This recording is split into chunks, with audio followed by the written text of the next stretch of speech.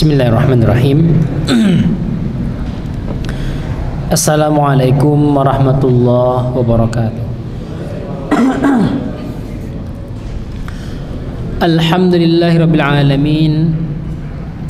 Wa bihi nasta'inu ala umurid dunya waddin. Wassalatu wassalamu ala asyrafil mursalin wa ala alihi wa sahbihi ajma'in, amma ba'd. Raditu billahi rabba wa bil islami dina wa bi muhammadin nabiyyan wa rasula. Allahumma rabbana zidna ilma warzuqna fahma. Allahumma arinal haqqa haqqan warzuqna ittiba'ah wa arinal batila batilan warzuqna ijtinabah. Waj'alna mimman yastami'una al-qawla fayattabi'una ahsanah wa adkhilna bi rahmatika fi ibadikas salihin. Alhamdulillah, Bapak Ibu, rekan-rekan sekalian yang dirahmati Allah, mari kita kembali bersyukur pada Allah atas segala limpahan nikmat, karunia, rahmat yang Allah berikan kepada kita. Alhamdulillah, dengan izin Allah kita bisa kembali untuk Thalabul ilmi di kesempatan hari ini. Mudah-mudahan duduknya kita insyaallah bukan sekedar mendapat pahala dari Allah Subhanahu wa taala, lebih dari itu menjadi bukti bahwa kita benar-benar berupaya untuk menyempurnakan ajaran Islam dalam diri kita. Salawat dan salam semoga selalu tercurah kepada baginda Rasul sallallahu alaihi wasallam sebagai suri tauladan kita, qudwatun hasanah kita. Mudah-mudahan kita semua yang hadir pada kesempatan ini dimudahkan Allah untuk terus berupaya menghidupkan contoh tauladan Rasulullah dalam kehidupan kita. Mudah-mudahan kita dan orang-orang kita cintai mendapat syafaat dari Rasulullah SAW. Bapak Ibu, mengawali kajian hari ini sama-sama kita membaca basmalah. Bismillahirrahmanirrahim. Tema utama kita, keutamaan jihad dan kemuliaan mati syahid. Sebelum saya sampai pada poin tersebut, menyambung dari pembicaraan kita sebelumnya tentang kapan jihad menjadi fardu ain, kapan jihad menjadi fardu kifayah. Dan kemarin kita juga telah membahas apakah kalau kita berjihad perlu izin, misalnya ada seorang anak perlu izin ke orang tua, dan bahkan kita sudah membahas orang yang berjihad itu harus minta izin jika mau berjihad, jika dia memiliki utang kepada orang lain. Pak, Bu, saya mohon izin, saya mau jihad boleh enggak? Karena saya punya utang dengan panjenengan. Nah, sampai pada hal itu. Bapak Ibu yang dirahmati Allah Subhanahu wa taala, tidak menutup kemungkinan bahwa jihad-jihad yang dilaksanakan atau kehidupan-kehidupan yang kita jalani sampai saat sekarang ini atau bahkan seterusnya, kita akan selalu berada dalam gesekan antara orang-orang yang ada di sekitar kita, baik itu orang Islam ataupun orang yang bukan Islam, sampai pada konteks jika kita berperang juga masuk dalam hal itu. Artinya, jika suatu saat nanti kita terpaksa meminta bantuan, meminta pertolongan kepada orang kafir atau orang yang senang bermaksiat atau orang fasik, maka bagaimana pandangan Islam terhadap hal itu? Apakah boleh orang-orang Islam minta tolong kepada orang-orang seperti itu untuk misalnya membantu berjihad atau membantu dirinya atau hal-hal yang lain yang semakna dengan hal tersebut? Maka para ulama menyampaikan bahwa diperbolehkan meminta tolong kepada orang-orang munafik, begitu juga dan dengan orang fasik, dalam memerangi orang-orang kafir. Ya, minta tolong untuk membantu dalam peperangan tersebut. Karena hal ini juga pernah terjadi di masa Rasulullah SAW. Contohnya adalah Abdullah bin Ubay dan orang-orang munafik lainnya yang pernah pergi berperang bersama Rasulullah SAW. Bahkan kalau kita tahu dulu di antara peperangan yang terjadi, ada seorang sahabat, ini namanya Abu Mihjan Ats-Tsaqafi, yang terkenal dengan pemabok. Ya, sahabat tetap pemabok. Ya, ini saya kita akan mendengar bagaimana ternyata sekali bersahabat juga ada yang masih seperti itu. Artinya Bapak Ibu yang dirahmati Allah Subhanahu wa taala, kalau nanti kita lihat misalnya ahlul masjid Pak, Bu, ternyata ada yang minum, ya, maka ingatlah sahabat Abu Mihjan. Abu Mihjan ini istiqomah sholat ke masjid, puasa nggak tinggal, tapi dia belum bisa meninggalkan minuman itu. Pertanyaannya, apakah dia dibebaskan dari dosa tersebut? Enggak dibebaskan. Dia tetap akan dihisab dengan perbuatannya itu.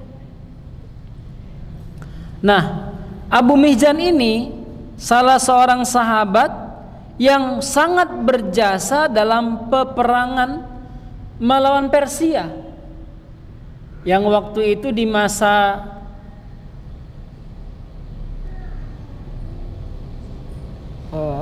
ketika panglimanya Abu Ubaidah kalau saya tidak salah.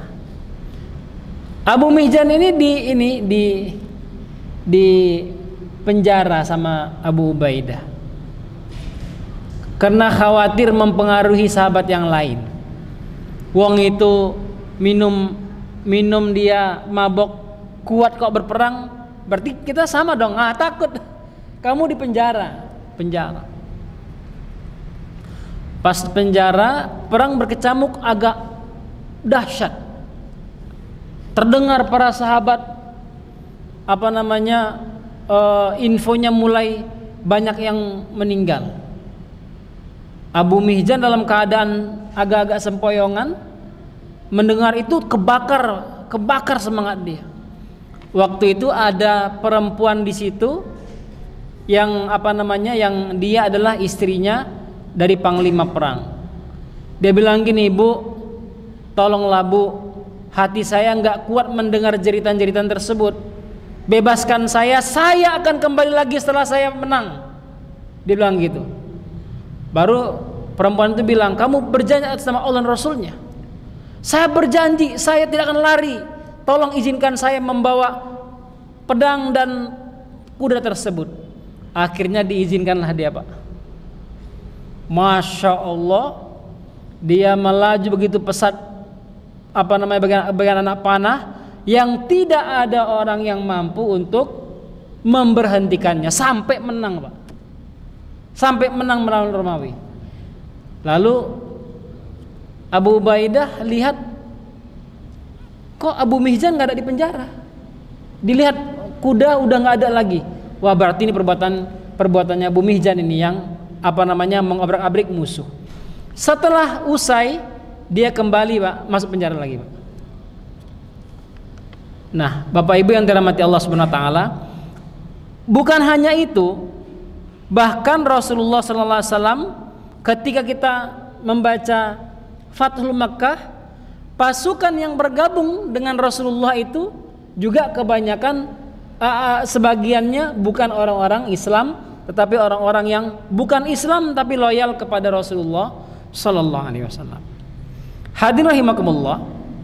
Sedangkan mengenai meminta bantuan kepada orang-orang kafir para ulama banyak berbeda pendapat dalam hal ini. Menurut Imam Malik dan Ahmad, tidak boleh meminta bantuan mereka dan mereka tidak boleh membantu sama sekali.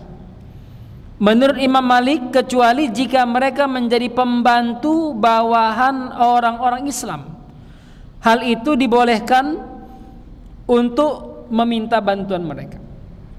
Menurut Imam Abu Hanifah, boleh meminta bantuan mereka dan mereka juga boleh membantu, dengan syarat kekuasaan Islam lebih kuat atas mereka. Sedangkan jika kekuasaan syirik lebih kuat di atas umat Islam, hal itu menjadi makruh karena dikhawatirkan malah melemahkan atau menghinakan agama Islam. Menurut Imam Syafi'i, hal itu dibolehkan dengan dua syarat.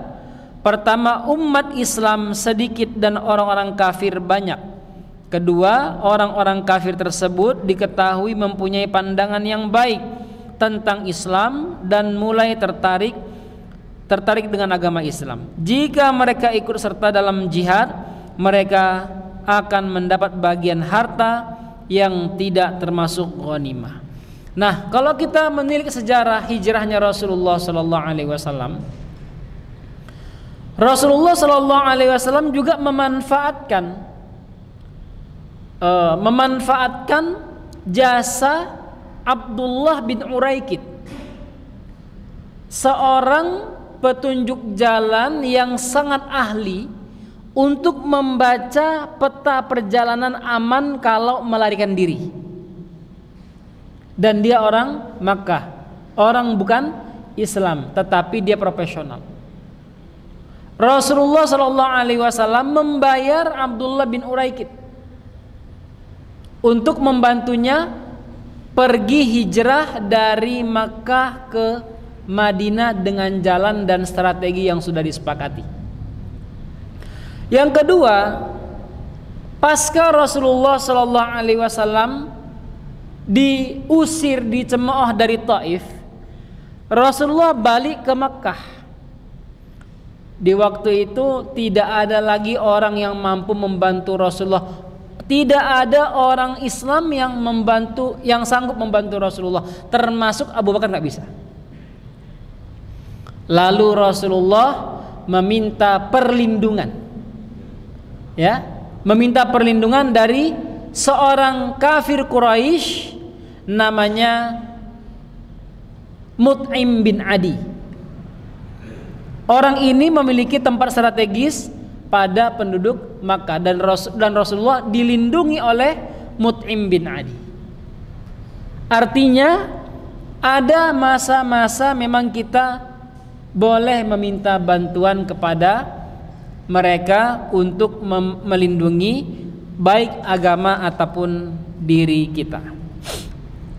Bapak Ibu yang dirahmati Allah Subhanahu wa taala, selanjutnya kita masuk pada pembahasan keutamaan jihad.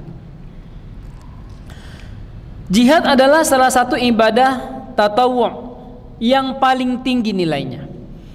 Karena dengan berjihad kita meninggikan kalimat Allah Subhanahu wa taala, memberikan jalan bagi sampainya petunjuk Allah Subhanahu wa taala kepada sekalian manusia, dan membawa manusia hanya kepada agama yang benar. Oleh karena itu jihad lebih utama dari ibadah haji dan umrah, lebih utama juga dari sholat dan puasa sunnah. Walau demikian, jihad mengandung semua jenis ibadah, baik ibadah zahir maupun batin.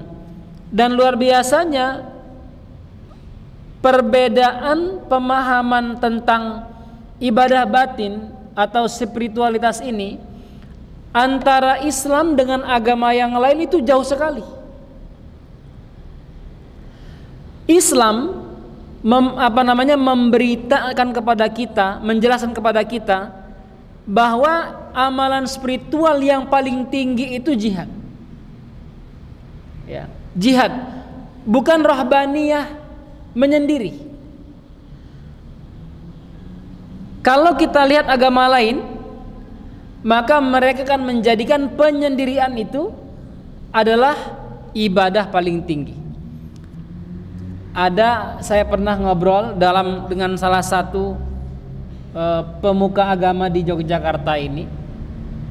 Saya tanya, kalau di dalam agama Bapak Ibu, apa yang paling tinggi amalannya? Mereka menjawab, seorang pendeta yang tidak ada kerjanya yang lain selain berdoa dari pagi sampai pagi lagi, Pak. Saya coba mengolah, kalau ada orang Islam doa dari pagi sampai pagi lagi, makannya apa, Pak? Makannya apa, kerjanya bagaimana, siapa yang biayain, gitu ya. Baru saya tanya, mohon maaf ya Pak, Bu, itu pendeta itu doa dari pagi sampai pagi lagi, nggak tidur? Oh tidur Pak, nanti dia tidur jam sekian. Oh lah, terus nggak makan Bu? Makan. Lah yang masakin siapa? Ada yang masakin. Oh begitu, enak dong. Baru saya bilang, terus itu pendetanya nggak menikah? Nggak menikah. Saya susah mikirnya. Ada ustadz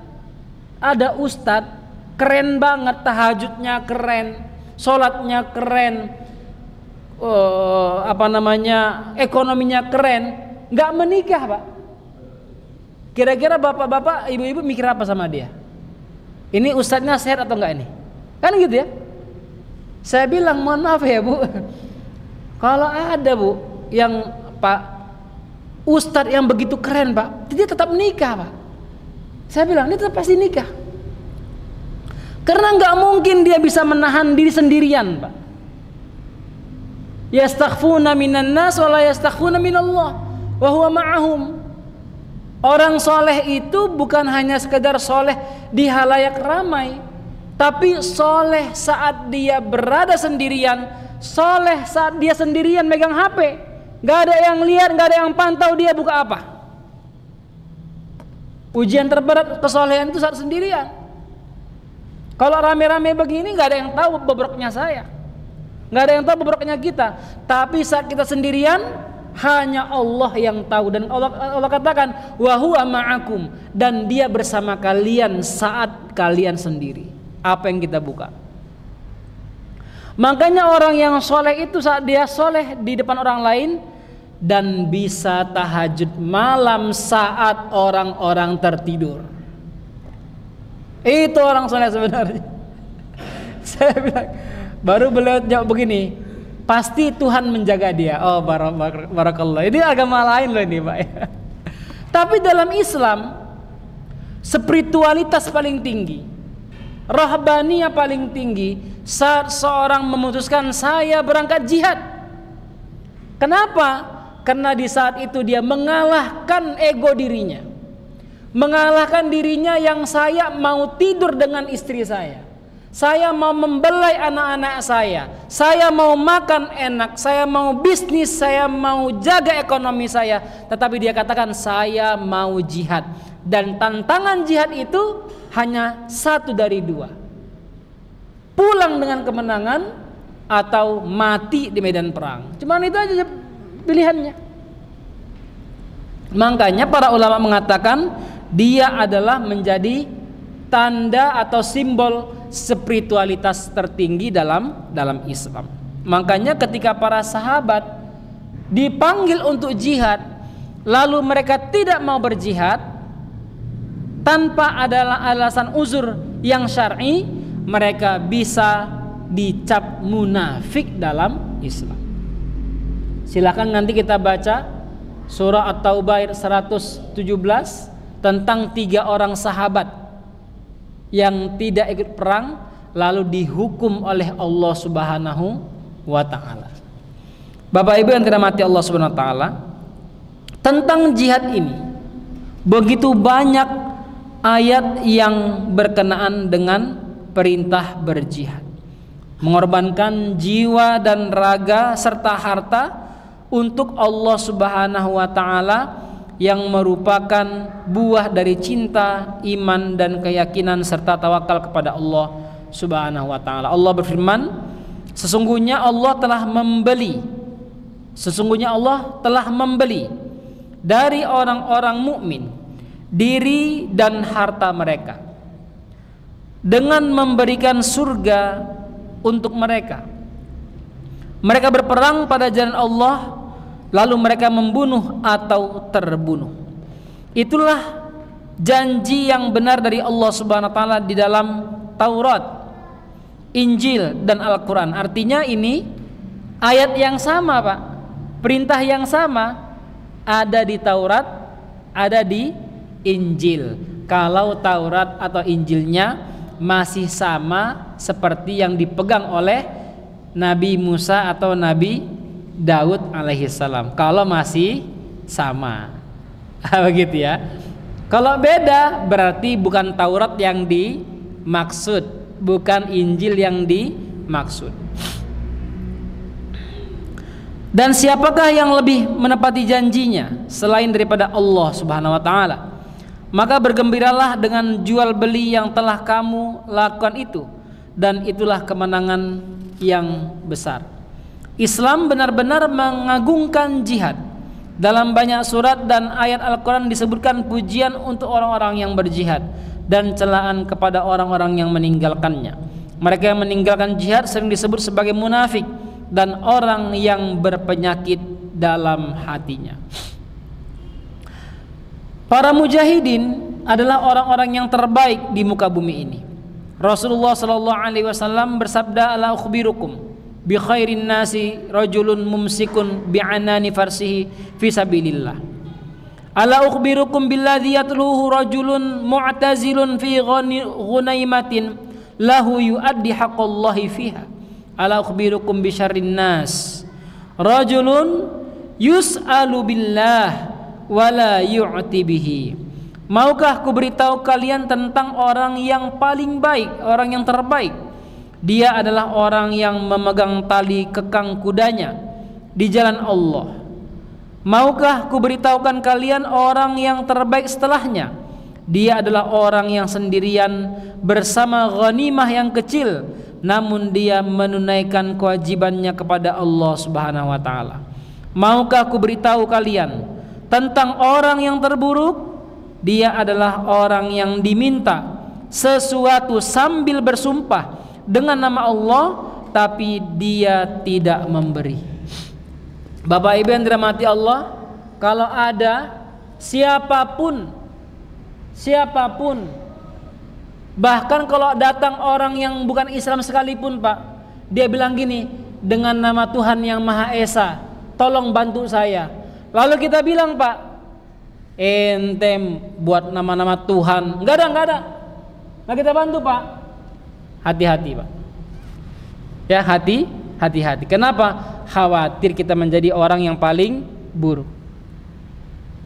Walau kita lihat sekalipun itu adalah seorang orang kafir, mohon maaf Bapak Ibu, pelacur, pemabok, pembohong, dan dia sudah datang dengan nama Allah, maka bantu dia sebisa yang kita mampu. Jangan sampai dia pergi dalam keadaan tangan kosong dari kita. Tetapi kalau orang datang kepada kita nggak pakai nama Allah, maka pilihannya dua. Yang pertama, tolak dengan cara meminta maaf. Maafkan saya belum bisa ngasih. Atau yang kedua, berikan dia tanpa ada celaan sedikit pun. Kaidahnya cuma seperti itu. Hadirin rahimakumullah, Rasulullah sallallahu alaihi wasallam pernah ditanya, "Qila ya Rasulullah ayun nasi afdalu?" Faqala Rasulullah sallallahu alaihi wasallam, "Mu'minun yujahidu fi sabilillah binafsihi wa malihi." Qalu thumma man? Qala mu'minun fi syi'bin minasy-syi'abi yattaqillah wa yada'un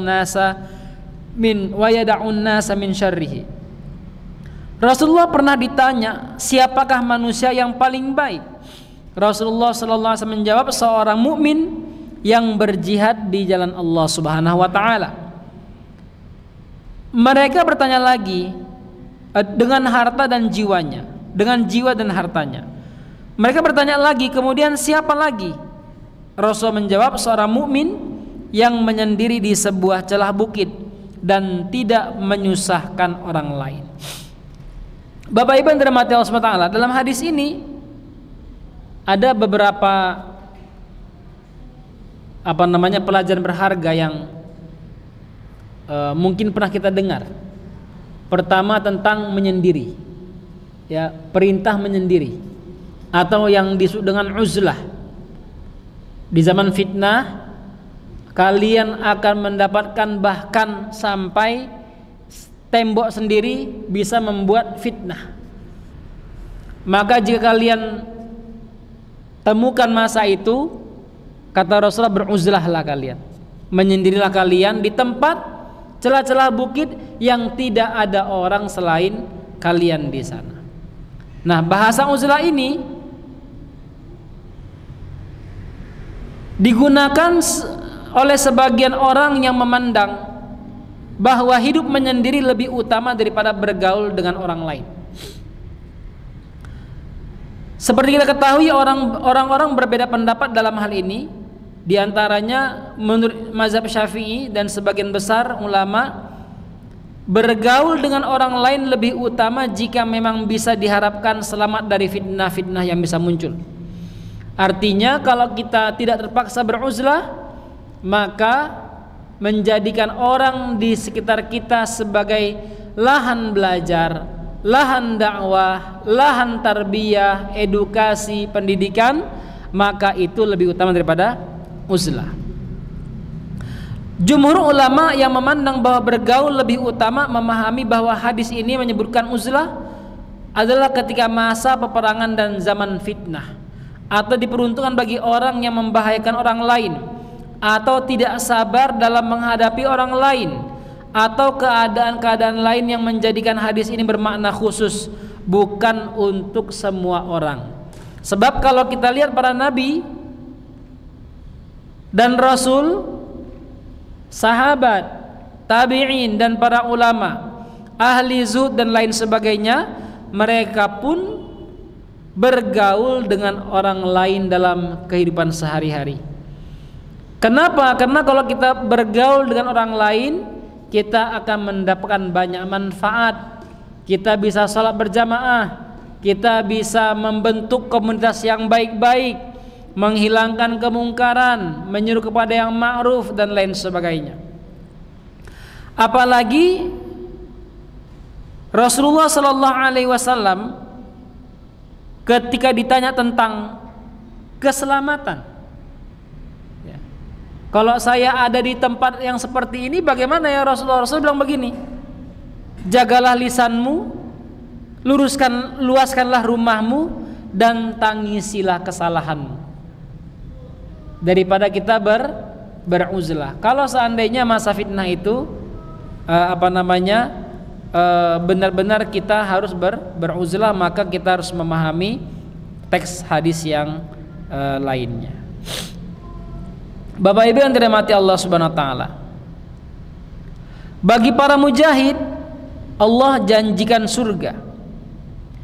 Imam Tirmidzi meriwayatkan ada seseorang yang hatinya lebih senang untuk menyendiri.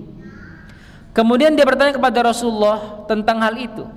Beliau menjawab, jangan kau lakukan hal itu, karena sungguhnya keberadaan seorang pada jihad di jalan Allah lebih utama daripada sholat yang dilakukannya selama 70 tahun. Bukankah kalian ingin Allah Subhanahu wa taala mengampuni kalian dan memasukkan kalian ke surga? Beliau juga bersabda, orang yang berperang di jalan Allah Subhanahu wa taala sebentar saja, sesaat saja, dia akan masuk surga. Para mujahid akan mendapatkan 100 derajat di surga kelak. Abu Sa'id Al-Khudri meriwayatkan bahwa Rasulullah sallallahu alaihi wasallam bersabda, wahai Abu Sa'id, orang yang ridho Allah sebagai Tuhannya, Islam sebagai agamanya, dan Muhammad sebagai nabinya, maka dia akan dimasukkan ke surga. Mendengar hal itu, Abu Sa'id radhiyallahu anhu terheran. Beliau berkata, wahai Rasulullah, tolong diulangin lagi. Maka Rasulullah sallallahu alaihi wasallam pun mengulangi ucapannya. Kemudian beliau bersabda, kemudian ada satu hal lagi yang bisa mengangkat orang tadi 100 derajat di surga. Jarak antara 1 derajat dengan lainnya seperti jarak antara langit dan bumi. Abu Sa'id pun bertanya, amalan apa itu wahai Rasulullah? Beliau menjawab, jihad di jalan Allah Subhanahu wa taala. Tapi maksud jihad di sini Bapak Ibu, maksud jihad yang di sini adalah memang berperang melawan musuh, bukan jihad yang lain. Tidak ada amalan yang menandingi tingginya nilai jihad, sampai Rasulullah sallallahu alaihi wasallam pernah bersabda, ada seseorang yang bertanya kepada Rasulullah sallallahu alaihi wasallam, amalan apa yang bisa menandingi jihad di jalan Allah Subhanahu wa taala? Beliau menjawab, kalian tidak akan bisa melakukannya. Orang itu mengulangi pertanyaannya 2 kali, dan jawaban Rasulullah sallallahu alaihi wasallam tetap, kalian tidak akan bisa melakukannya. Terakhir ketika orang itu masih bertanya, beliau menjawab, seseorang yang berjihad di jalan Allah Subhanahu wa taala itu bagaikan seseorang berpuasa, salat dan membaca Al-Qur'an. Dia tidak berhenti dari salat dan puasanya hingga orang yang berjihad itu pulang dari jihadnya. Itulah pahala yang bisa menandingi pahala jihad. Pertanyaannya, ada nggak orang yang tahan untuk itu? Jawabannya adalah sangat sulit bertahan. Bapak Ibu yang dirahmati Allah Subhanahu wa taala, ketika seorang berjihad lalu dia syahid, apa yang dia dapatkan? Rasulullah bersabda, walladzi nafsi biyadihi la yuklamu ahadun fi sabilillah wallahu a'lamu biman yuklam fi sabilihi illa jaa yaumal qiyamati wa jurhuhu yath'abu daman launu damin warihu rihul miski. Demi zat yang memegang jiwaku, Allah Subhanahu wa taala Maha mengetahui siapa saja yang terluka di medan jihad. Dan setiap orang yang terluka di medan jihad, maka pada hari kiamat akan dibangkitkan dengan luka yang masih meneteskan darah. Warna darah itu seperti darah, tapi baunya seharum minyak kasturi. Muhammad bin Ibrahim berkata, pada saat hendak pergi berjihad, Abdullah bin Mubarak membacakan kepadaku bait-bait syair, wahai ahli ibadah di Masjidil Haram dan Masjid Nabawi, seandainya engkau mengetahui apa yang kami lakukan, tentunya engkau akan mengetahui bahwa ibadahmu hanyalah bermain. Pipinya berlinang dengan air matanya, leher kami berlumuran dengan darah kami, kudanya kelelahan dalam memberantas kebatilan, kuda-kuda kami sudah lelah dalam perang pagi hari. Harum wewangian adalah miliknya, wewangian kami adalah debu dan kaki kuda yang menghentak. Kami sudah mendengar sabda Nabi kami, sebuah perkataan yang benar dan tidak berbohong, tidak akan bertemu debu penolong Allah yang berhembus di hidung seseorang dengan asap api neraka yang menyala-nyala. Buktinya adalah kitab Allah yang berkata di antara kita bahwa seorang syahid benar-benar tidak mati. Maka kemudian aku pergi menemui Fudail bin Iyad di Masjidil Haram untuk memberikan tulisan berisi syair ini. Setelah membacanya, air mata Fudail bin Iyad menetes di pipinya. Beliau berkata, benar apa yang dikatakan Abu Abdurrahman. Beliau telah menasihatiku. Kemudian beliau bertanya kepadaku, apakah engkau termasuk orang yang menulis hadis? Setelah aku mengiyakannya, beliau berkata, tulislah hadis ini sebagai upaya engkau membawa surat Abu Abdurrahman kepadaku. Al-Fudail membacakan kepadaku sebuah hadis. Ada seorang laki-laki bertanya kepada Rasulullah, wahai Rasulullah, ajarkan kepadaku amalan yang bisa membuatku mendapatkan pahala seperti pahala para mujahidin di jalan Allah Subhanahu wa taala. Rasulullah SAW menjawab, bisakah engkau melaksanakan salat terus-menerus tanpa terputus? Bisakah engkau berpuasa terus-menerus tanpa sehari pun tidak berpuasa? Laki-laki itu menjawab, sungguh saya tidak akan bisa melaksanakan semua amalan itu. Rasulullah sallallahu alaihi wasallam bersabda, demi zat yang membawa jiwaku, seandainya saja engkau dibuat bisa melaksanakan hal itu, engkau tidak akan bisa mencapai pahala para mujahidin. Hendaklah engkau ketahui bahwa hanya karena tali kuda yang terputus saja seorang mujahid bisa mendapatkan pahala yang banyak. Begitu dahsyatnya mati syahid tersebut. Rasulullah SAW juga bersabda, yang artinya ketika saudara-saudara kalian mati syahid di perang Uhud, Allah Subhanahu wa taala meletakkan ruh mereka di dalam perut burung hijau yang berterbangan di sungai-sungai surga. Burung-burung itu memakan buah-buahan surga, dan setelah itu kembali ke tempat mereka, yaitu lampu-lampu emas yang tergantung di naungan arsy Allah. Setelah mendapatkan kenikmatan makan, minum dan istirahat, mereka para syahid itu berkata, siapakah gerangan yang akan mengabarkan keadaan kita kepada saudara-saudara kita, supaya mereka tidak enggan berjihad dan tidak lari darinya. Ketika perang berkecamuk, Allah Subhanahu wa taala berkata, aku yang akan mengabarkannya kepada mereka. Nabi sallallahu alaihi wasallam bersabda, kemudian turunlah firman Allah, janganlah kamu mengira bahwa orang-orang yang gugur di jalan Allah itu mati, bahkan mereka hidup di sisi Tuhannya dengan mendapat rezeki. Mereka dalam keadaan gembira disebabkan karunia Allah yang diberinya kepada mereka, dan mereka bergirang hati terhadap orang-orang yang masih tinggal di belakang yang belum menyusul mereka, bahwa tidak ada kekhawatiran terhadap mereka, dan juga mereka tidak bersedih hati. Mereka bergirang hati dengan kenikmatan dan karunia Allah yang besar, dan bahwa Allah tidak menyia-nyiakan pahala orang-orang yang beriman. Rasulullah sallallahu alaihi wasallam bersabda, arwahus syuhada fi ajwafi tairin khudrin tasrahu fil jannah haitsu sya'ar. Ruh-ruh para syuhada dimasukkan dalam perut burung-burung hijau yang berterbangan dengan bebasnya di surga. Beliau sallallahu alaihi wasallam menegaskan, asy-syahidu la yajidu alamal qatli illa kama yajidu ahadukum alamal qarsah. Rasa sakit yang dialami oleh seorang syahid hanyalah seperti disengat serangga. Dalam sebuah hadis juga disebutkan, jihad yang paling baik adalah ketika kudamu mati dan darahmu tumpah.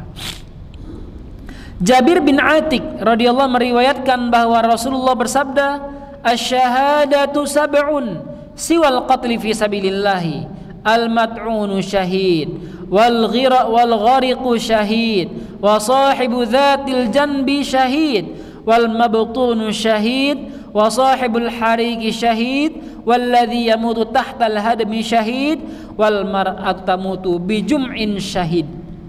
Mati syahid itu ada 7 selain syahid di jalan Allah atau saat berperang, yaitu orang yang mati karena wabah adalah syahid, orang yang mati tenggelam adalah syahid, orang yang mati karena terluka di lambungnya sehingga terkena demam adalah syahid, orang yang mati karena sakit perut adalah syahid, orang yang mati karena kebakaran adalah syahid, orang yang mati karena tertimpa reruntuhan adalah syahid, dan wanita yang meninggal saat melahirkan adalah syahid. Hadis riwayat Ahmad Abu Dawud dan An-Nasa'i dengan sanad yang sahih.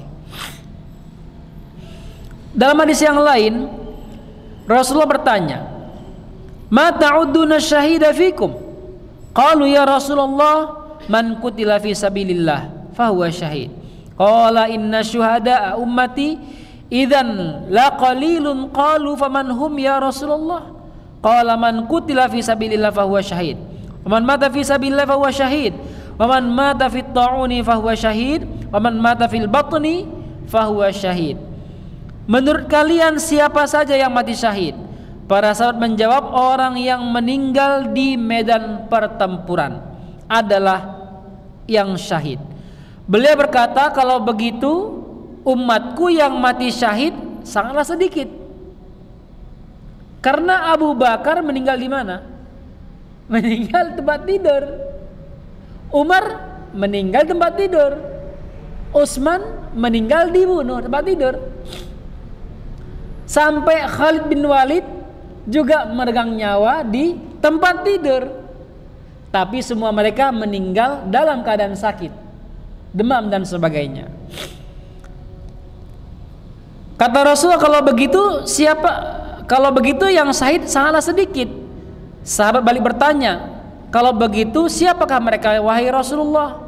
Beliau menjawab, orang yang terbunuh dalam ketaatan kepada Allah adalah syahid.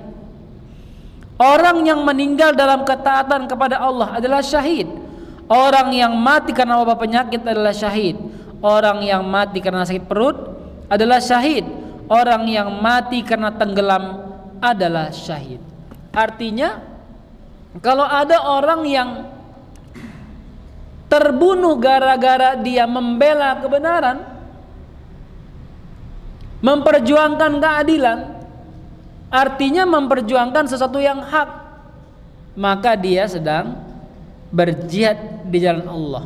Kalau dia dibunuh, dikriminalisasi,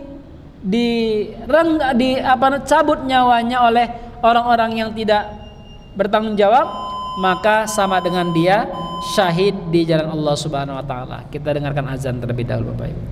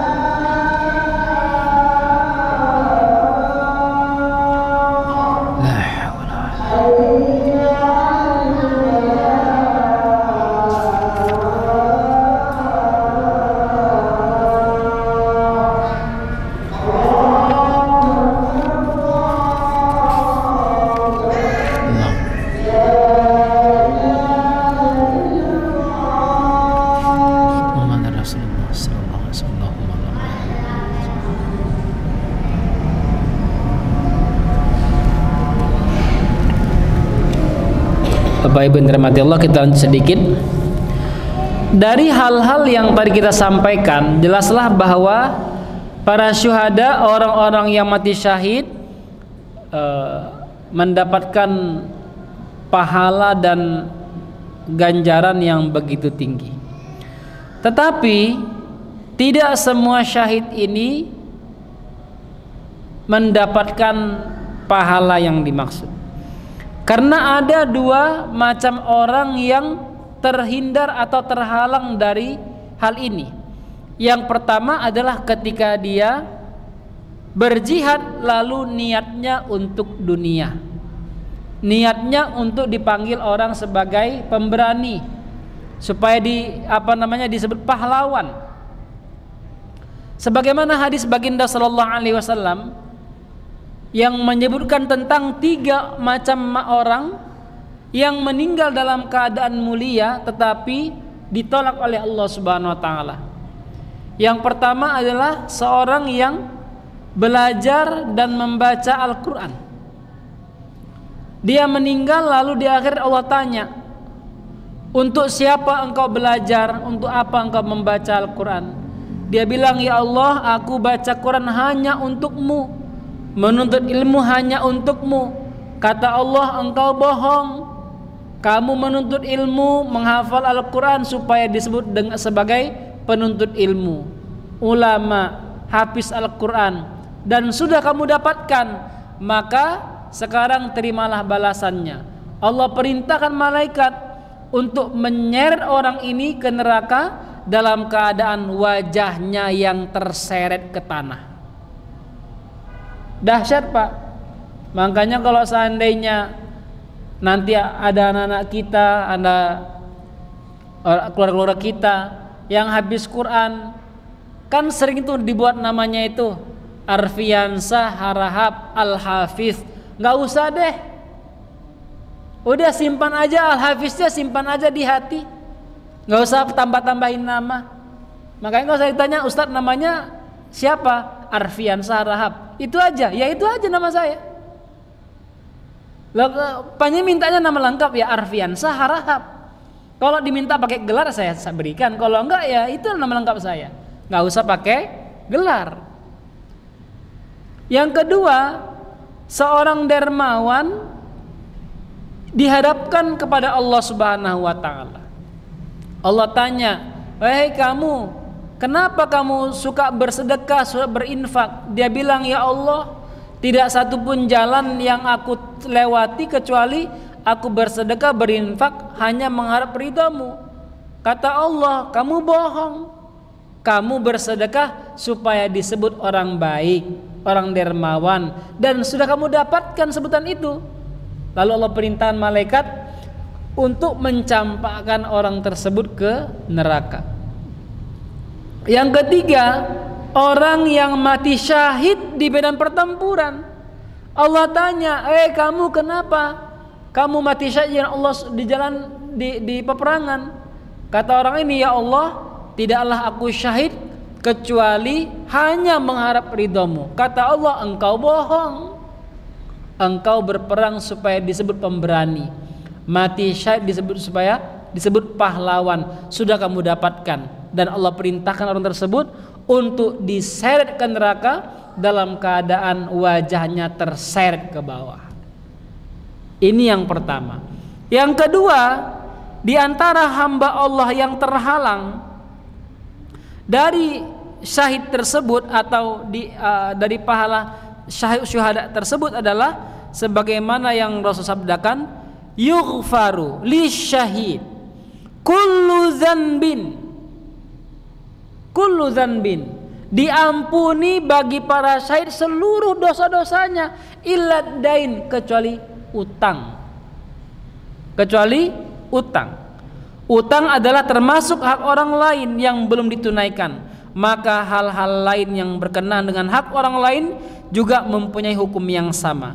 Artinya pembunuhan, memakan harta milik orang lain dengan cara yang batil dan sebagainya, termasuk ketika ada orang baik lalu dikriminalisasi, ya, dicari kesalahannya. Dia nggak salah, dicari kesalahannya sampai yang baik-baik masuk ke penjara semuanya dan yang buruk-buruk bebas berkeliaran di luar dan menganggap dosa mereka adalah kebaikan, yang orang baik dianggap orang-orang buruk. Dan ingat kata baginda sallallahu alaihi wasallam, ketika kalian lihat masa-masa ini, ingatlah bahwa kiamat sudah sangat semakin dekat. Semoga Allah rahmati kita pemahaman yang baik dan benar, dan semoga Allah tanamkan dalam hati kita keinginan untuk syahid dan cinta untuk fisabilillah, yaitu meninggikan kalimat Allah, berjuang meninggikan kalimat Allah, Islam wal muslimin insyaallah. Bapak Ibu, mungkin itu dulu untuk hari ini.